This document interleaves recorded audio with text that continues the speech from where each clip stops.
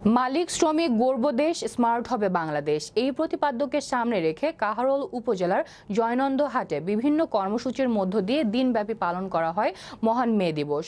বুধবার সকালে সাংগঠনিক পতাকা উত্তোলন, কালো ব্যাজ ধারণ ও বিভিন্ন শ্রমিক সংগঠনের আশ্রয় গ্রহণে একটি র্যালি বের করা হয়। পরে জয়নন্দ এসসি উচ্চ বিদ্যালয় মাঠে আলোচনা সভা ও মনোজ্ঞ সাংস্কৃতিক অনুষ্ঠান অনুষ্ঠিত হয়।